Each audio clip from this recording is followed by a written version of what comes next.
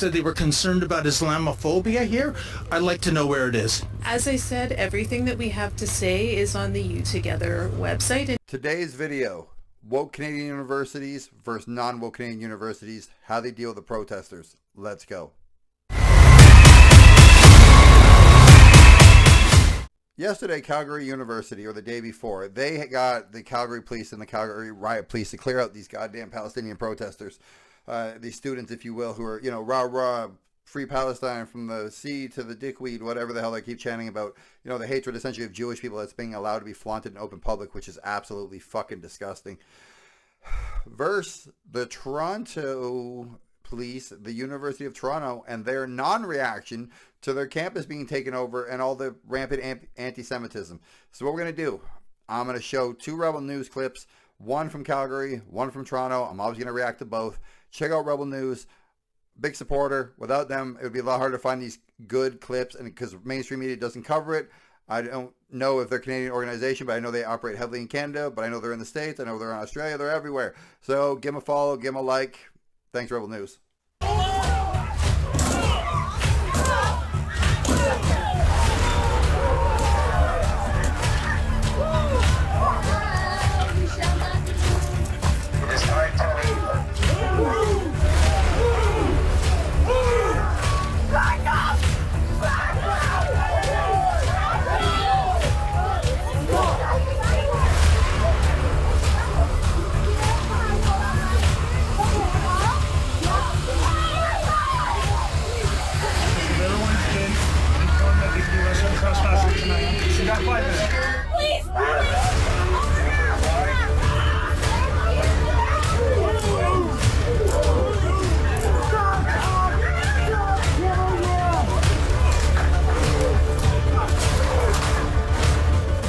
Okay, so we can already see by the opening montage, the opening clip, the preview, Calgary police and the university were not fucking around. They were not playing games.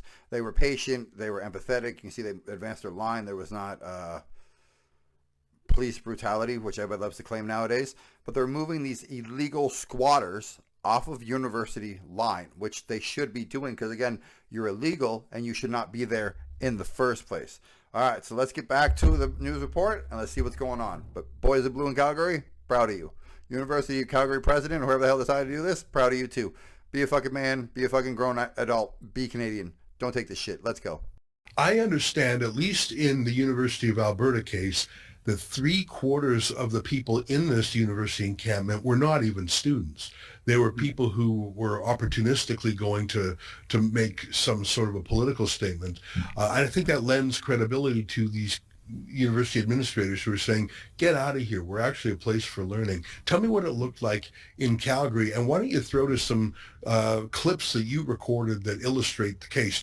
Take us through it, because you were there for hours.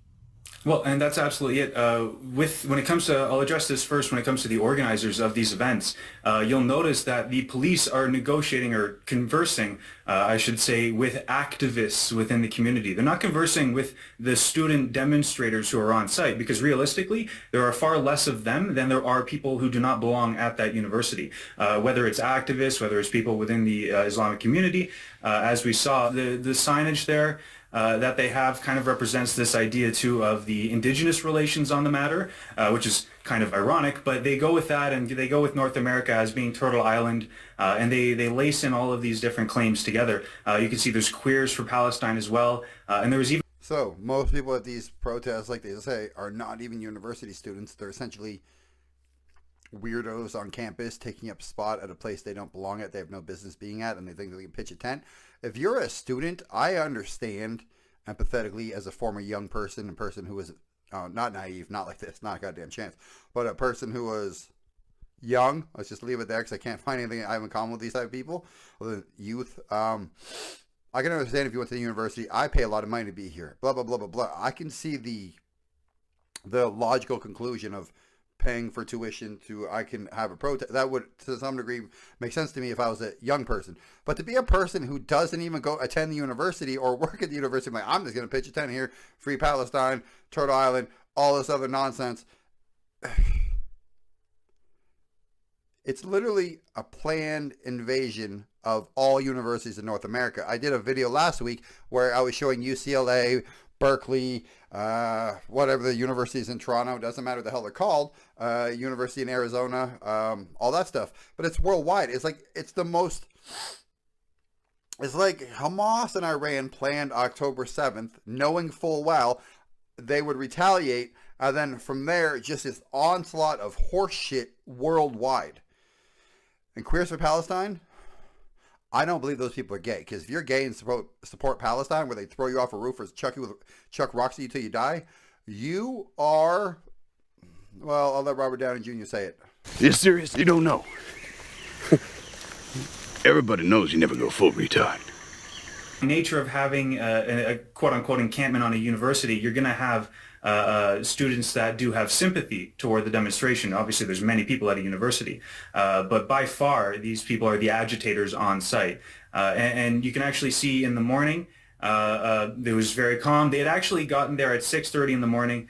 They were issued trespass notices by the staff of the university in the morning as well.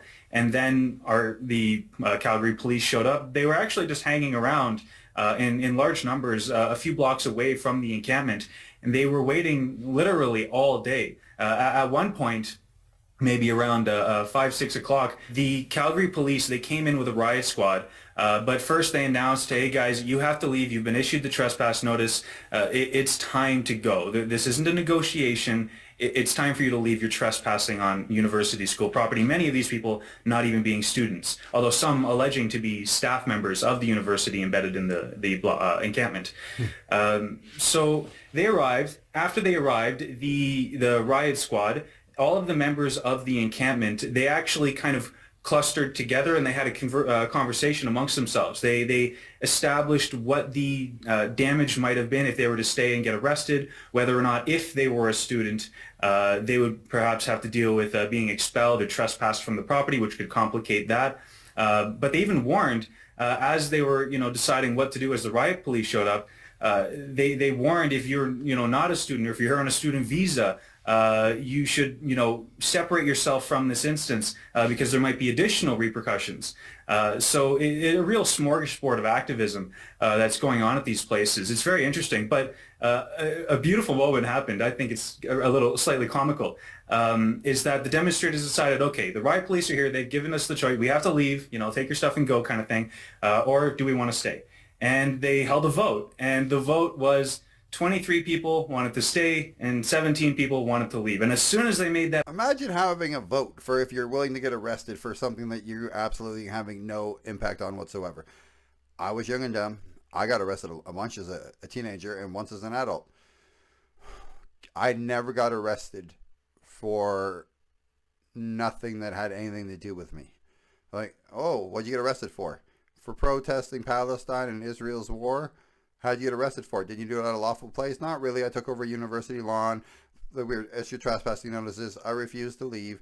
And then the riot police came in. I refused to leave. And then I got handcuffed. I got charged with this, disorderly conduct. I got charged with resisting arrest. I got charged with so many dumb things. All for nothing that you can do. 4 years at university, 1 year at university, your parents' money, your own money, and you're going to throw it all away. Because you're young, impressionable, naive, and you think you're helping by being in a tent and making a lot of noise in North America for a problem that's essentially in Israel. Saying, you guys got to go. They re-entered the conversation with these activists who were there and said, look, you've only got one option really. You've got to go. And then they waited hours. And then you can see again, this whole time throughout the day, it's these activists that are conversing with the university staff, that are conversing with the Calgary police. They're the intermediary here. And you can even see them later in the footage when a clash breaks out. They're behind the scenes as they push the students to the front to engage with police. So they're using the students as cannon fodder. They're using the students as the front line for something that they don't have any direct cause to. They're probably not getting paid for. They probably don't have any look, some of them probably do, but they don't have any military family, any Jewish family. They don't understand the conflict of 1947. It's way than that, people. Read more than Wikipedia. If you ever heard the term useful idiots, those, sir, and ladies and everybody else who's fucking watching, I don't know why I did that, are useful idiots. There's a bit of I mean, you mentioned a hodgepodge of different activist groups. Would you say that the bosses here, you say they were putting the students at the front, who was doing that or organizing? Was that Antifa types, white leftists? Was it Muslim or Arab folks? Who were the masterminds? Well, I've been taking a look at some of the footage and some of the live streams that people put out there to see who is involved. Now, I don't necessarily want to go too deep into who they are because I've just kind of started looking at this. But for some of the individuals there, you've got people that are, activist musicians that are promoting drag events. You've got people that are going to communist events. It's really interesting. You've got people that are associated with immigration as well. And many of these activists who aren't students have photos, selfies that they have with the current mayor, Jyoti Gondek, the former mayor, Naheed Nenshi, even federal people like the Prime Minister and Jagmeet, Justin Trudeau, and then... Okay, so we saw what happened in the beginning. The riot police moved in the clip. If not, I'll replay it now or I'll find another clip. But look, at the end of the day, the Calgary police came in. They dealt with the people. They removed them. A lot of the people who are in this protest aren't actual protesters from the school. They're paid people. They're from, obviously, Iran, the Iranian regime, Palestinian people. I'm sure there's some Muslim people and sympathizers. But for the most part, those students were used as useful idiots. They're used as cannon fodder. And as you saw in the beginning, it got ugly. All this shit got tossed. But now we're going to go over to the Toronto University protest from today. We're going to see the Toronto reaction or lack thereof from the university. We dropped by to give an update on this festering tent city known as Little Gaza. And you know the saying, speak of the devil and he shall appear? Well, we were just talking to a student here about a couple of administrators, that being Sandy Welsh. She's the vice provost students, and Kelly Hannah Moffat. She's the vice president of People Strategy, Equity, and Culture. And these are a couple of the administrators here who issued a statement via media relations that they were concerned about anti-Semitism and, wait for it, Islamophobia. You're worried about anti-Semitism, which you're letting run rampant on a private university's grounds, which clearly, University of Toronto clearly hates Jewish people, even though they have Jewish professors I've seen in previous videos. Should all be ashamed of yourself. But Islamophobia, why is it the only religion that has a phobia attached to the end? Because Muhammad Jihad Kaboom? Is that why? Like, what is the reason for trying this bullshit? Look, a phobia is an irrational fear, okay? Arachnophobia is an irrational fear of spiders. You don't have any reason to be afraid of spiders. You're just afraid of spiders. People who are afraid of Islam, Muslim people, whatever the hell is happening here, to some degree have a reason to be. Look at universities all over North America. This is all over an Arabian nation, Muslim people, and in the sense you're then like, oh, we're afraid of Islamophobia. Well, since October 7th in Canada, we've had Palestinian and Muslim protesters in the street. We've had Jewish stores bombed. We've had Jewish schools attacked. We've had Jewish people attacked. We've had marches through the community. And I'm sure there's many, many, many other things that I cannot think of offhand.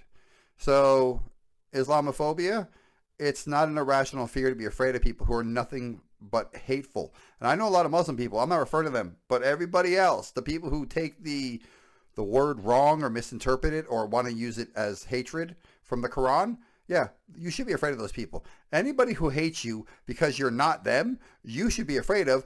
That's a crazy person. That is a person who cannot be reasoned with. It's either you believe exactly what I believe or you're pretty much dead or garbage. But let's just watch the goddamn video. Miss Welsh, Miss Moffat, how are you? David Menzies here with Rebel News. I was reaching out to the communications department. You two have said that you're concerned about Islamophobia here at Little Gaza. Can you quantify that? Could you please speak to media relations? Yeah, they don't return our emails anymore, but that was a quote attributed to you. We see lots of anti-Semitism from the river to the sea and Intifada. Why is this administration so woke and so weak?